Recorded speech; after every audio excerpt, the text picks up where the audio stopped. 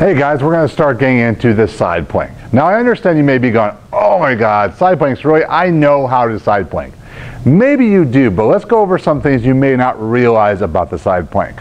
It is probably one of the most important things you can do for your clients because it is the lateral stability that we're building via the side plank that most people lack in their strength training programs. If you look at the dominant amount of strength training programs, they're sagittably plane based up and down. We occasionally get the token lateral lunge, but there's not a lot of stability or strength built in that lateral system. As we've talked about in the manual, that lateral system is so vital to how we function and perform. So basically, if I'm walking, that lateral system helps stabilize me from side to side. It is that leakage of strength that puts stress through my hip and stress through my spine. Also, if I can't stabilize as I step or run or do anything powerfully, then I'm going to have a lack of transfer of force through the kinetic chains. So it's going to make me much weaker. So I'm getting more susceptible to injury, I'm getting weaker in my movement, and I'm going to be one of those people that have the chronic problems even though I keep getting stronger at my basic lifts. So what we want to look at in the side plank is how we build up those specific chains, how we build up that strength sequentially, because what we've talked about too in this program is we just don't want to sit there and plank all day. That doesn't do any good. What we want to do is treat planks like we would any strength training movement. Dr. McGill talks about that really you should only hold a plank rep for about 10 seconds. So again, if we want to really think about it, we should have a challenge high enough where that 10 seconds is kind of challenging. So when we can do repetitions of good quality work in that 10 seconds, that's going to be really the key that we want. We're also going to learn about ground engagement, also reinforcing that cross patterning, because a lot of people when they side plank, they purely think about the side that's lifting their hip up, not the opposing side. So when we're in the side plank, that we'll show you in a moment, when we're activating the lat, we also got to activate that top glute. That's going to be an important thing to do. When we're activating this glute, lifting up my hips, I need to activate this lat to fully get the engagement of my core and my full body like we want to see in the side plank. There's no doubt and no surprise that Dr. McGill uses the side plank as his standard of planks when he tests his core stability. It's going to be attention to details that allows you to maximize this exercise. So if you've been doing planks for a long time and you go down and do some of these foundational movements and you're like, oh my god, that's hard, chances are you've been missing some stuff, but that's okay. The key is to understand now what your focus should be upon when doing the side plank. It is an amazing strength training and corrective exercise at once. That's why we keep saying restoration. We're restoring movement and strength in a more functional manner, a manner that's going to reproduce itself in daily life and sporting actions. So let's get to it. We got some great progressions of the side plank. So before we get into some of the cool progressions we can do with the side plank, we really got to instill the good foundational movement habits of the side plank. So a lot of people are going to be, they're too cool to start from the knees. I'll tell you what, starting from the knees is going to be very appropriate whether you're a beginner or someone who's been doing side planks for a while, but you've been cheating in a way that maybe you didn't realize. So we're always going to start people with bent knees and a little bit of hip flexion, and I'll go over that in a moment. The other key is having that elbow underneath the shoulder, and notice that Jessica's actually having her hand flat on the ground because she's going to engage her hand to help that chain activate that lat. If you sort of relax the hand or you don't actively push through the forearm, you're going to lose some of that lat activation. So again, whenever we're creating force from the ground, we got to create force from everything that's in contact with the ground. So that's going to be very important. So when Jessica decides to come up, what she's going to focus upon, I'm not going to tell her to lift her hips up, she's going to push through her elbow, hand, and forearm, and push through her hip and knees, and then she's going to extend her hips. So at this point, her glutes are fully extended or tightened, and that's extending her hips. And see, she goes a little bit of hip flexion then. She can reposition herself if she wants, and she's going to do it again. Eyes being forward, shoulder being back here, without going into a lumbar extension, and come back down. So when you're going through this, start with very brief plank periods of time, like 1 and 2 second holds, because you're going to find a little nuances that people tend to do. They like to watch their hand. If you watch your hand, you're going to start to rotate, you're going to lose some of that plank. So eyes are always straight ahead. Also, probably more commonly than anything, you're going to watch for people when they extend their hips, and this is important how you cue them, they're going to move to that lumbar spine, just like we talked about in, let's say, hip bridges. So again, cueing hand, forearm, elbow, knee, hip, and you're going to push to the ground, and that's going to extend the hip. That's what we're looking for. So she comes down one more time, grabs the ground, shoulders back. She's a nice straight alignment. No lumbar extension, tension here, glutes are tight, head is straight, shoulder is safe, and relax. You're going to find that just working on this up to 10-second holds for sets of 5 or 6 is quite challenging for a lot of your clients and even maybe yourself. But then you're going to start really starting to engage and understand and appreciate the core concepts of what makes the side plank so valuable in your training. So again, take your time, go over some of these checklists: head position, hand, shoulder, elbow, hip, to make sure that you're really in good alignment when you do these drills. So many times people have good intention with this drill and miss some of these little details and don't get the benefits they should experience. However, what I really like to progress people to is immediately using the iso pull and the ultimate sandbag as soon as possible. The reason being, and this can even be foundational, this can be preceding what we just showed you with just the body weight version, is to get more activation through the body. So you should start to understand and start to hear us say enough times throughout this program that when we create full body tension and create proper tension, that we're creating stability through the body. So that often makes an exercise easier for your client. So doing a body weight drill could be more difficult than creating deliberate tension by adding a little external load. Okay? It's going to make more sense as you experience this. Now, a couple of things are going to be very important to convey to your client before we get into this. One is they're not going to actively lift the ultimate sandbag up. So a core power doesn't really matter. That's going to be the appropriate sizes for most of your clients. You're not going to lift it. You're just going to take tension out of the suitcase handle. By doing this, you're going to start creating tension in that opposing lat. And we talked about lat and glute connection a lot, so this will help this lower hip, the hip down on the floor side, become stronger and more active. So what you also want to do is convey that you're not trying to lift up, you're going to make an arcing action. So as though Jessica's going to try to hit me with her elbow. So again, a lot of people want to make it like an upright row, but you want to make that arcing action in. And that's going to be very small and slight with the iso pull because we're not actually lifting the load. So when Jessica goes down in the position, she's going to step just like we did in the baseline. She's got the broad side facing her. She still want to go elbow, hand, forearm, hip up.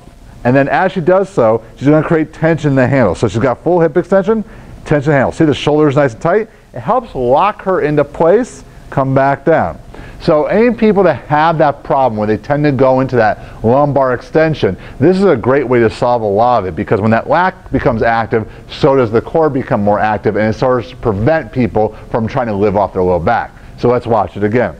Jessica goes in that position, creates tension, and you see she's not actively lifting, she's keeping that straight line, and back down. So if I saw her starting to shrug her shoulder upwards, she's trying to lift it too early on. It's too heavy of a load. This is going to be one of those drills where you find a little bit of weight goes a long ways. We'll give you, even though we're going down the path of progressions, you may have to find certain drills work better for certain people than others. For example, if I don't have enough upper body strength to row, you may jump to a later progression where we're going to attach some tension to her lower body as well. What will happen as a coach over time is that you'll find that you can combine different levels very quickly. So you don't always have to go as sequentially as we're listing it out. I just want to give you a good thought process in the system in which if you do identify a problem or an exercise is too difficult for a client, how easy it is to take them back a step. Okay, more times than not, as fitness professionals and strength conditioning coaches, we need to find how to make things just a little bit easier. Making things harder usually isn't an issue for our clients. So what we're going to do now is we're going to take the band off of Jessica's legs for now, and we're going to focus upon action of the row. Now, what's going to happen is as she rows the ultimate sandbag up, she's going to intensify that glute activation, and now we're going to change the stress upon the core. So sort of like a lateral drag in the sense that in the lateral drag, as the bag moves across my body, it's changing how much activation I have in different segments of my core. The same thing during the row. As I row the weight up, I'm getting different activation of my core as the weight rolls up. So that's a little bit of what we're calling a bit of a reactive or reflexive core, where we don't just want this massive tension all the time. We want selective tension in certain regions as we create more complex movements. This will make more sense as you go through it. It's a fun drill. It's a really great challenging drill. It's a way to make the plank a little bit more dynamic too. So when Jessica sets up, she's still going to set in her kneeling position. So again, you should be think about how much we're doing just still in that bent knee position. She's going to grab on that suitcase handle again. She's going to bridge first, and then once she gets bridging, then she's going to actively try to arc and pull the weight into the body, back down, and bring her hips back down. So what you just saw is that proper sequence. So again, hips up, arc in. And you see the distance the weight moves is very slow. So she's not trying to bring it very high up her body. She's more concerned with the arc that her shoulder is making and her elbow is taking. So it should stay at the bottom part of her ribs. It shouldn't elevate back. We should see no shoulder shrug in the upper traps. Let's do a couple more, Jess.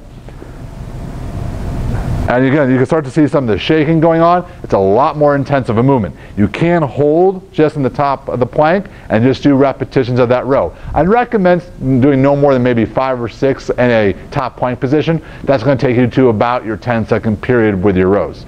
Watch for, again, people when to upright row it, you want to create that small arc. It's just enough just to clear the body back. Make sure they don't lose engagement with that down arm where they start shrugging off that shoulder. They should be driving in harder to create stability, because whenever we need more stability, it means we need more ground action and activation. Is combine the band with the row. So again, you should see the large amount of exercise we can do before we even get to that straight leg version. It should also key in that a lot of people are hiding some subtle compensations in their side plank before they get to that straight-legged position, because these are all going to be far more difficult versions of the straight leg that people are familiar with. So now when we put together, what we're going to do is focus on first. When Jessica does the row, she's going to clam first, and then we're going to have her go straight leg. So initially you may not have the hip strength to just elevate the leg with a band, so we'll go through the progressions. We'll come up first, row, and clam. Okay, back down. Back down. Let's do it again. So again, elbow in tucked, good shoulder position, clamming at the hip. Now, if we progress from there, now she can actually elevate the entire leg. Let's go again, Jess. Beautiful. And she's holding that plank position. By plank, I mean she's not going that lumbar extension. A lot of people forget, just because we're in the side plank, that means we're looking to avoid flexion and extension, just like we would do if we're in the front plank. Let's do it one more time, Jess. Good, elbow in. Beautiful job. And back down. That's really intense. So again, 5 or 6 reps could be it for you or your client. Now, when you're going through this, could you do this without the band? Absolutely. So again, you could do that motion without the band if you want to introduce those clams or those side-lying hip bridges with just that extra hip resistance. The band's great because it gives a little feedback. Now, it doesn't mean that that little bit of resistance isn't going to be too much for your client. So if we're using a resistance here and it's too much, just like any other good rule of movement would be, take that resistance off, let them start with the motion. It's going to be plenty for them to start off with. That just simply means that over time, instead of going to a harder level of the side plank, you start adding a little resistance. This can oftentimes be almost a better drill for a lot of people than, let's say, lateral band walks, because they're getting more full body activation. You as a coach are getting more information about where their compensations lie, and then we can progress into bigger movements. Here are my 3 parts of this muscle metabolic stability series.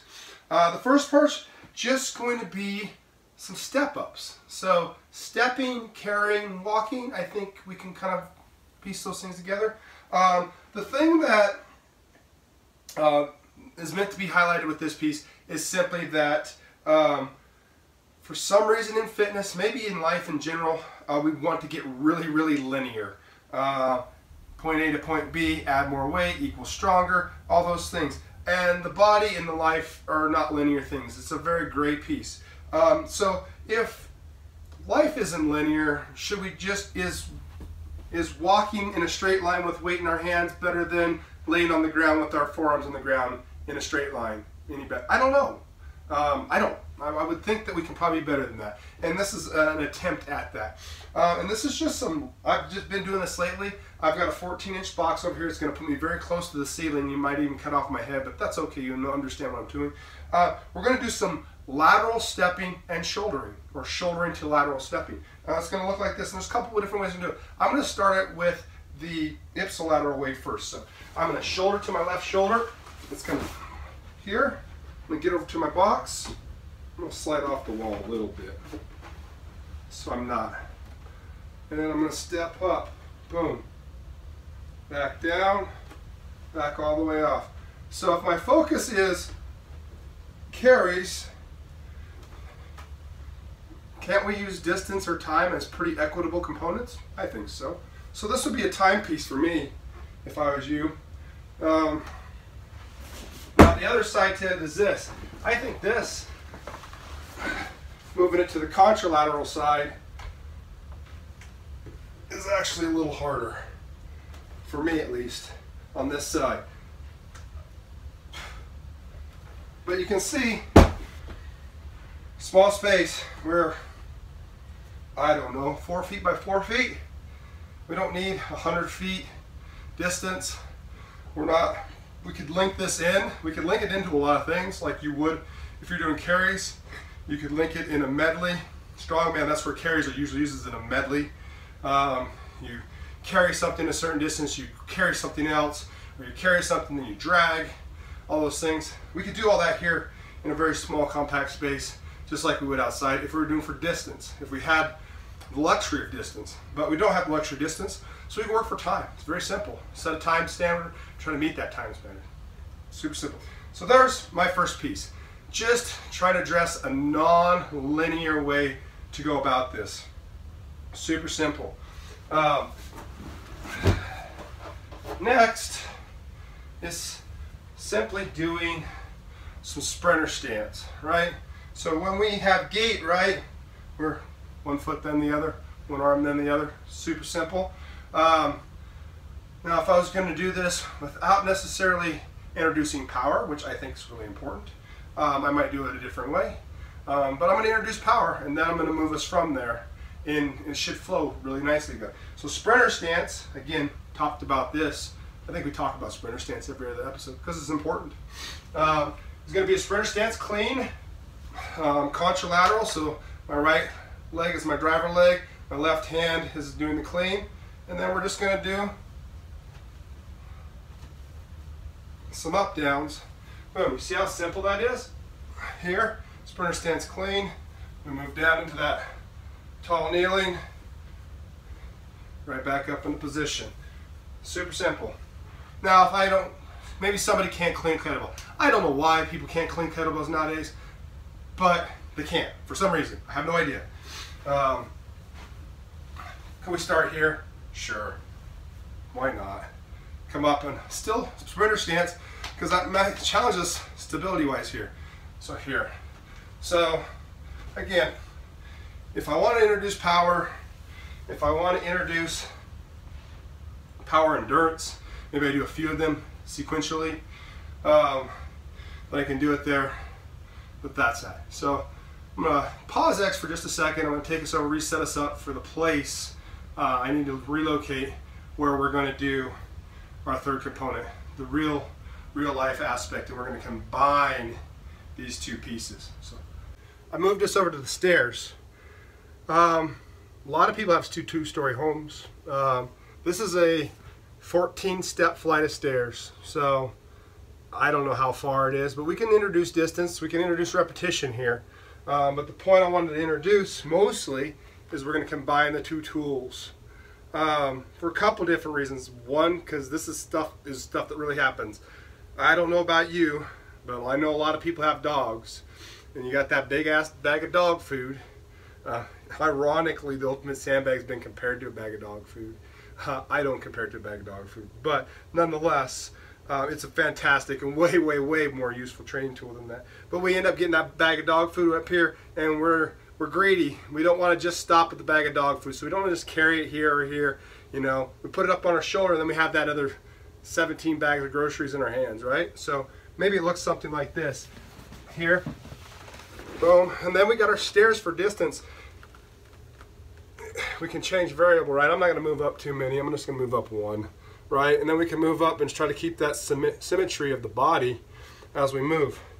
The other component this does to us is it starts to address that final bit of carries. I think that might be a bottleneck, a weak point for people with carries, and I think it's probably what causes a lot of the ugly carries. and that's really, really poor grip strength. It's not an issue that I've personally ever had. Usually I don't have much of an issue at all, but that's not me. The exception can't be the rule. It gives you a chance to carry that kettlebell in that position, right? And put that sandbag in a high position, work in those diagonal patterns, those sling systems that the body's built to use and meant to work under, and expose that hand. And obviously you're going to rotate hands, so expose those hands to those components that are going to help them get stronger. And you're not going to do your farmer's carries like trolls. You're going to end up being able to carry them and grip them and stand full and proud. So that's the take home. I know I've done that a million times with real life things, whether it's bags of thises or that's or whatever it may be, but it's a real way that people carry. And if that's the goal of functional training, then we can definitely mimic it here, and we can translate it using really wonderful tools across a lot of different platforms and goals. So there you have this month's Metabolic Stability. Have a great one. Stay warm.